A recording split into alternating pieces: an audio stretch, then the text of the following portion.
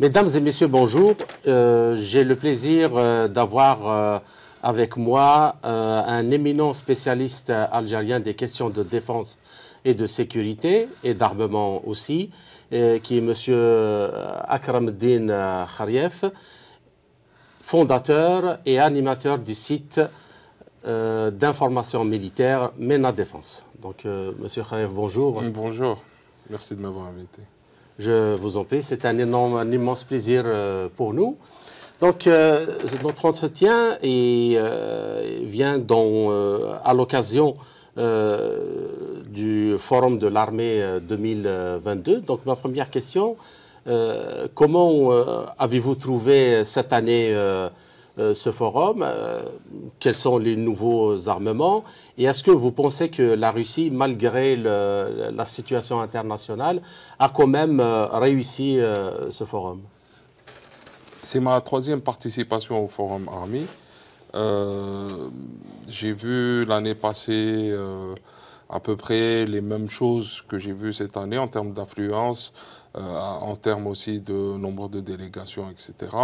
Le forum qui se tient dans le parc Patriote, à côté de Moscou, donc qui est un parc qui a été construit par le ministère de la Défense russe et qui est organisé par le ministère de la Défense russe, s'est déroulé normalement, dans des conditions tout à fait normales, sans excès de sécurité ou de différence dans ce sens-là. J'ai même trouvé que l'organisation était un peu meilleure cette année, avec beaucoup plus de fluidité pour les accès, les parkings, etc. Le forum a fait la part belle cette année à certaines innovations dans le domaine des forces terrestres, parce que c'est un forum qui est concentré et axé sur les forces terrestres, notamment sur les protections des soldats, les protections des chars, etc. On a vu beaucoup d'innovations dans ce sens-là. On a vu aussi beaucoup d'innovations, bien sûr, dans le domaine qui est d'actualité, qui est celui des drones. Énormément de petites entreprises russes aujourd'hui produisent des drones, proposent des solutions de drones, qui sont aujourd'hui aux côtés d'entreprises un peu plus connues comme Kronstadt, comme Schwab, des sociétés étatiques aussi russes qui fabriquent des drones. Donc on en a vu beaucoup. Et en parallèle, on a vu aussi de plus en plus de solutions anti-drones, notamment des solutions anti-drones commerciaux qui font aujourd'hui parler d'eux un peu partout dans le monde, hein, pas que dans l'opération spéciale, mais même en Syrie, même en Libye. Donc on voit, on a vu des solutions qui sont éprouvées sur le terrain, et c'est ça la nouveauté. Aujourd'hui, beaucoup d'équipements qui ont été proposés sont combat proven, comme on dit en anglais. Elles ont fait leurs preuves de manière bonne ou mauvaise, mais elles ont fait leurs preuves sur le terrain. On voit aussi que beaucoup d'équipements ont évolué par rapport aux dernières années, notamment certains chars, certains véhicules blindés, et ceci en prenant en considération le retour d'expérience de ce qui s'est passé ces derniers mois et de l'opération spéciale. Donc on a vu beaucoup d'erreurs qui ont été corrigées et de nouveaux équipements qui sont plus adaptés aux réalités actuelles. Donc notamment, pas que les réalités qui sont liées à la technologie, mais les réalités qui sont liées au coût de fabrication, au coût de vente, au coût de maintenance, à la facilité de maintenance. Tout ceci, on l'a vu, on a pu le voir ces derniers jours. Donc le forum de cette année est axé sur ça. Il est axé sur des solutions que la Russie propose directement à l'export, parce que pratiquement tous les équipements qui ont été présentés sont principalement destinés à l'export. Avec des explications réalistes quant à l'utilisation de ces équipements, et aussi leur adaptation aux certaines réalités et à certains lieux géographique, parce qu'on voit aujourd'hui que la Russie est un peu présente sur plusieurs continents et qu'elle arrive maintenant à comprendre des situations sur plusieurs continents et donc proposer des offres adaptées ou mieux adaptées que ce qu'elle n'avait avant. D'accord. D'accord. J'aimerais après donc, entamer un peu plus en détail certaines questions. Et je voudrais commencer par la coopération militaire algéro-russe. J'aimerais savoir où est-ce qu'elle en est actuellement dans ce contexte international de l'opération russe spéciale en Ukraine et de toutes les sanctions qui sont suivies et que les pays occidentaux ont imposées à la Russie. Et certainement aussi de l'autre côté, ils font pression sur tous les pays qui résistent et qui voudraient continuer à travailler avec les Russes.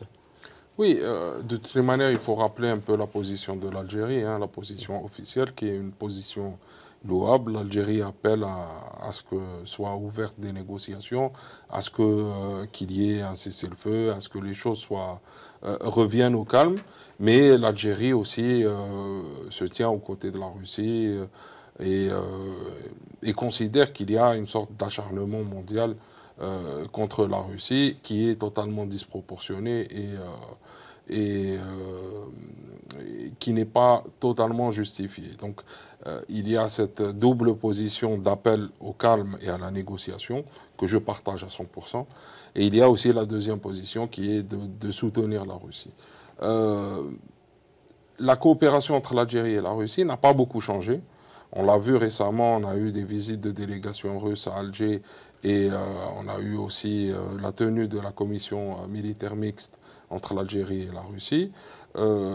Il faut comprendre que les chefs de cette commission sont M. Chougaïev, directeur de... Non, qui est directeur de la coopération militaire. Exactement, ouais. Militaro-technique, et qui a un statut de ministre. Et qu'en contrepartie, en Algérie, c'est le chef d'état-major qui est... donc, c'est quelque chose qui est pris très au sérieux, à très très haut niveau. Et on a des rappels cycliques, des rencontres cycliques qui se font entre les deux pays, avec beaucoup d'écueils qui se sont passés ces derniers temps.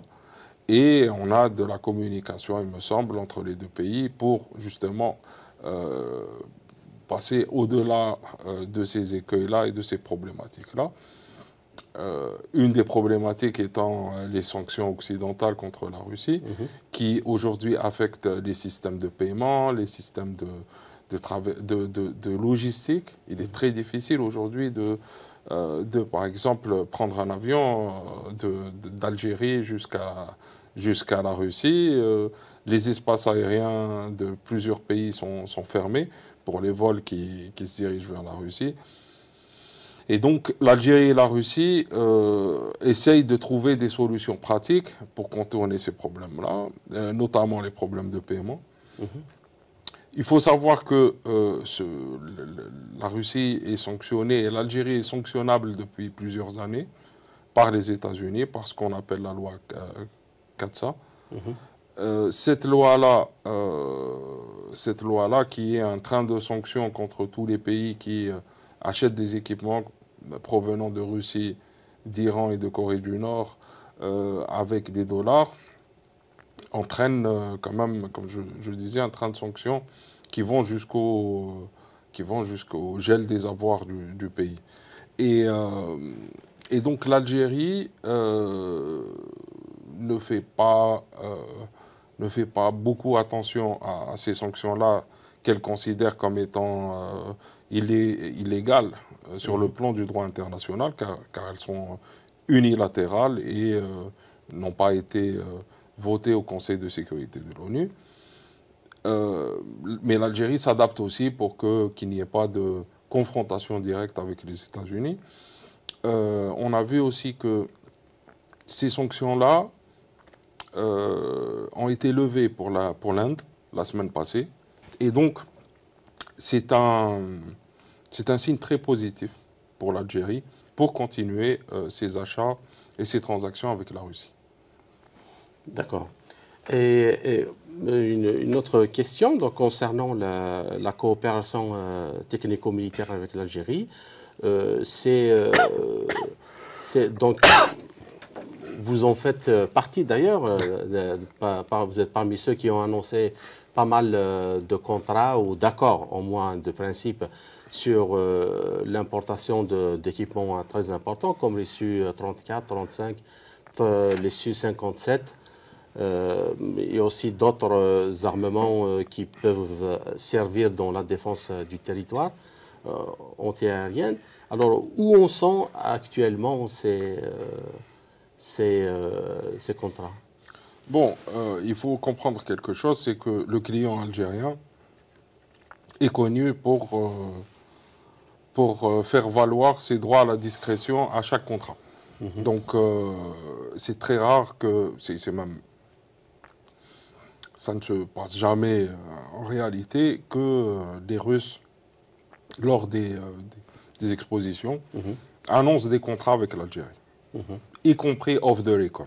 Ils ne le font pas, ils essayent de garder secret les négociations ou l'avancée des contrats jusqu'à ce qu'ils soient finalisés. Donc, si vous voulez savoir si en venant ici, j'ai eu des informations sur de nouveaux contrats, je vais vous répondre très honnêtement non. Le côté russe refuse de les divulguer.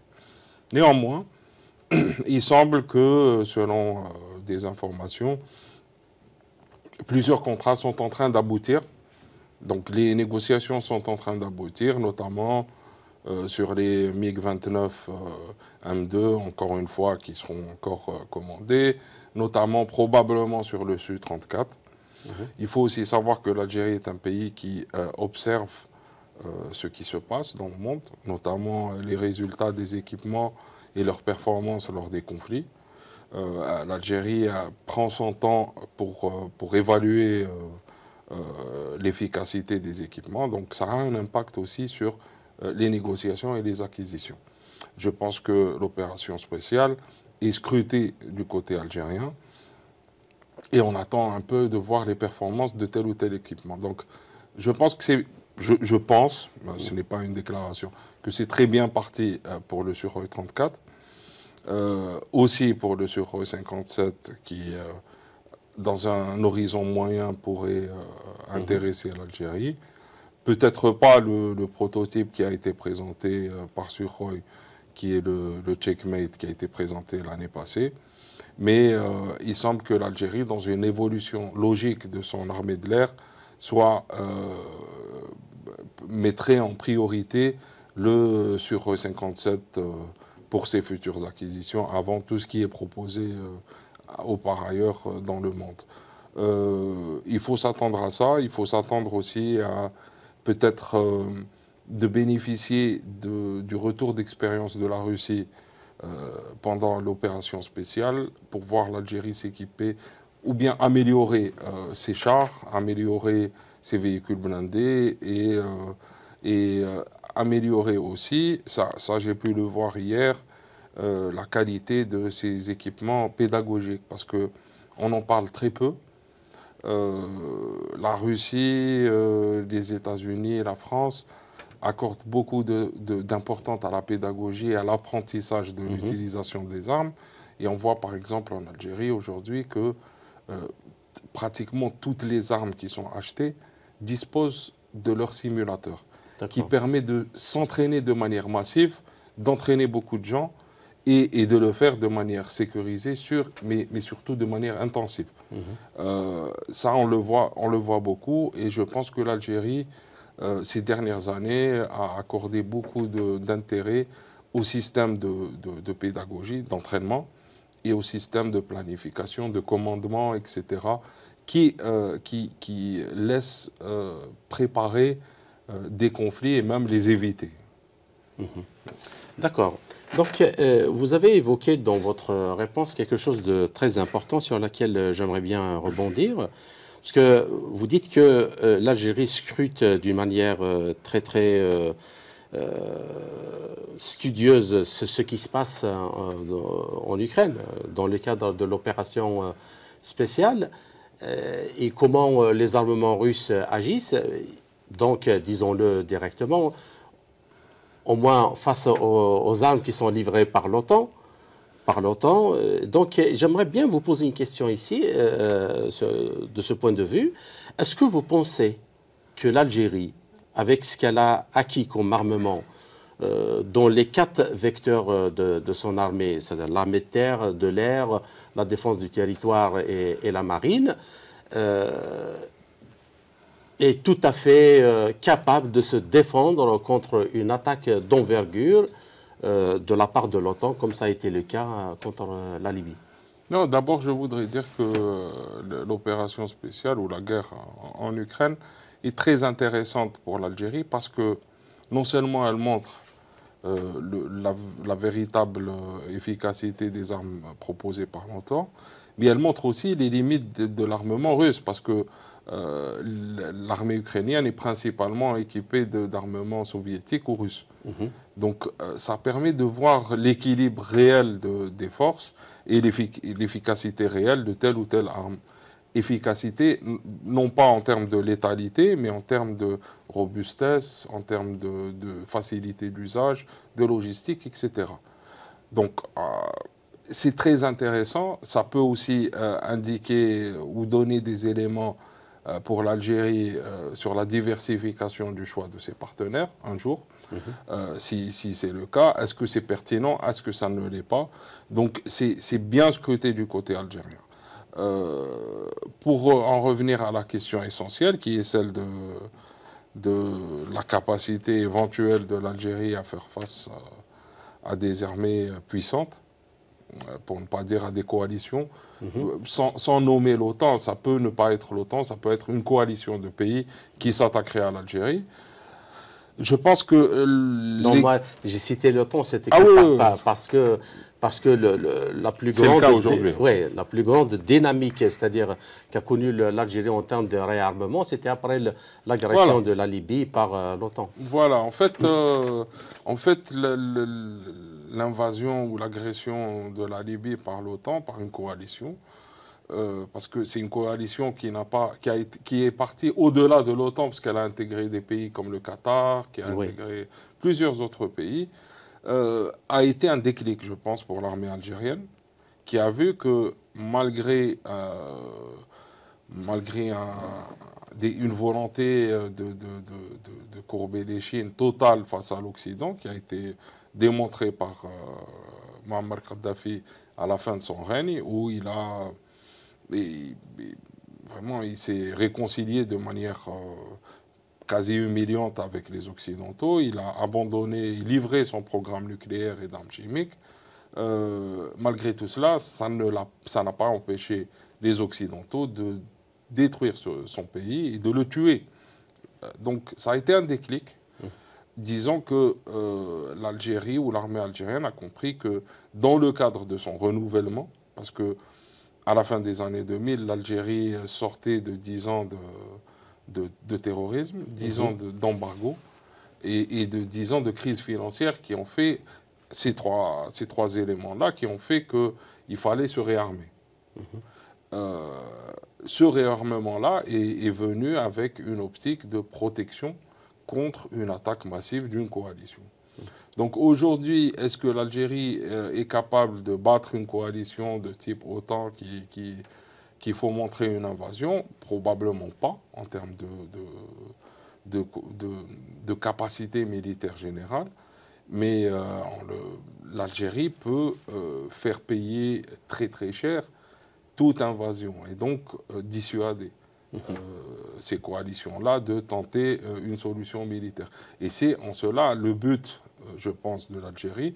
On le voit aussi dans la qualité des équipements qui sont achetés, qui sont principalement et majoritairement défensifs, et dont le but ultime est de dissuader une invasion ou une attaque ou une compagnie aérienne qui coûterait trop cher en armes, en équipement et en hommes à ces coalitions-là en cas d'invasion ou d'attaque. Donc l'Algérie est quand même bien partie pour sanctuariser son territoire et je pense que ce qui a été fait de manière intelligente et bien ordonnée. D'accord. Une dernière question, Monsieur Khalif. La Russie actuellement est en train d'ouvrir de nouveaux espaces en Afrique, au-delà de l'Algérie, qui est un allié stratégique de longue date. On voit la présence militaire au Centrafrique, actuellement au Mali, et d'autres. Il y a un projet de construction d'une base navale au Soudan, au Port Soudan. Donc, est-ce que vous pensez que la Russie pourrait, avec une nouvelle gamme, par exemple, d'armement qui soit adapté et à la géographie et aux moyens financiers de ces pays-là, avoir de plus en plus d'espace pour une coopération militaire renforcée? Je fais des salons russes depuis 2011, donc depuis plus d'une dizaine d'années.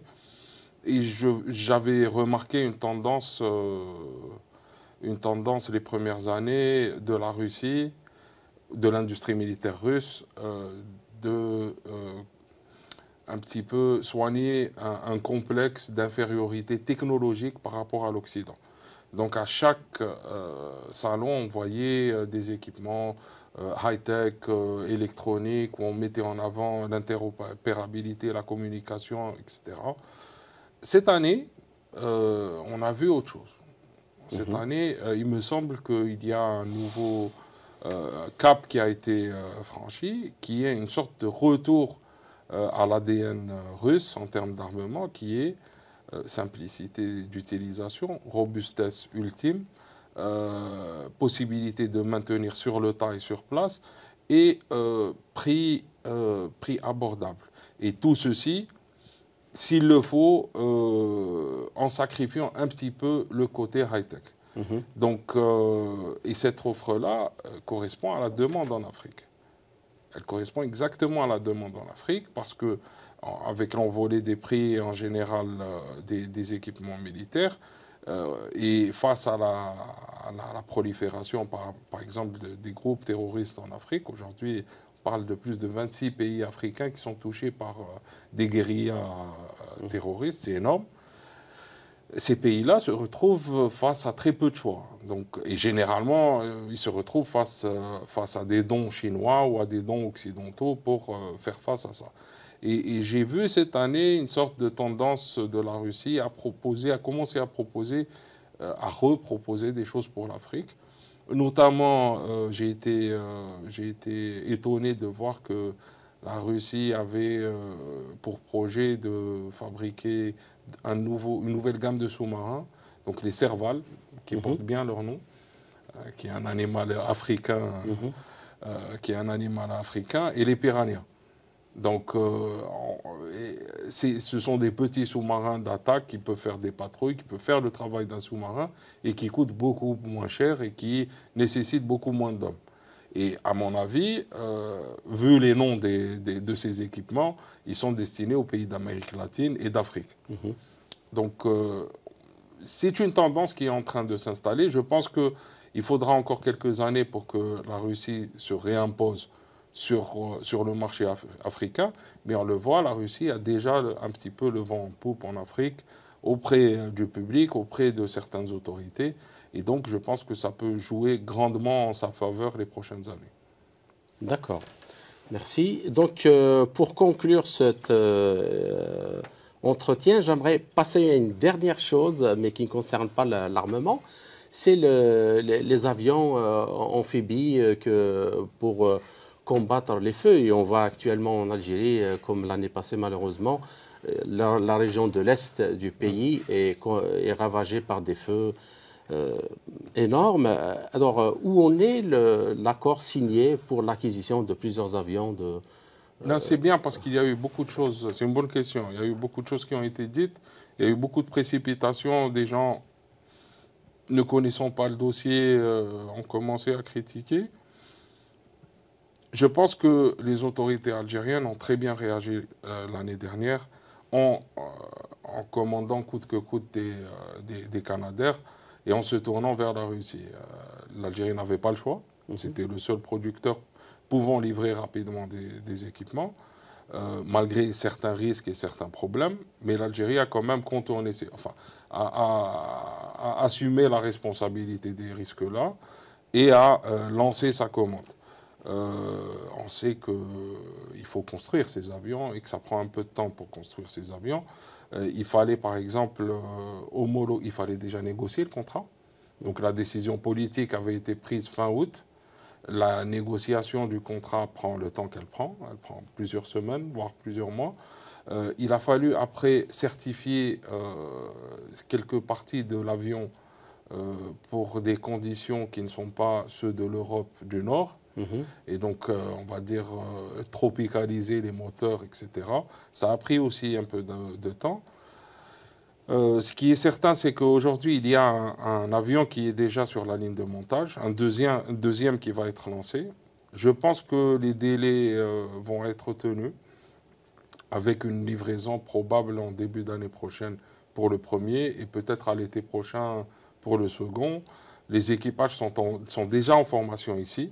Ce ne sont pas de jeunes pilotes venant du civil, ce sont des pilotes aguerris et très expérimentés qui viennent de l'armée de l'air, pas des cargos, qui viennent d'une autre branche de l'armée de l'air. Et donc ce sont des gens qui sont très très aguerris et pour en connaître quelques-uns, ce sont des gens qui sont très motivés par cette nouvelle mission qui va leur être attribuée et qu'ils considèrent comme très très importante sur le plan moral pour eux. Donc on peut espérer quelque chose l'année prochaine. En attendant, l'Algérie a loué ou s'est fait prêter, on ne sait pas encore, un avion du ministère des situations d'urgence russe qui fait ce qu'il peut au regard des conditions. Ben, je vous remercie, M. Khrayef. Ça a été un plaisir de vous avoir ici parmi nous. J'espère que ce n'est pas la dernière fois. Ah, j'espère.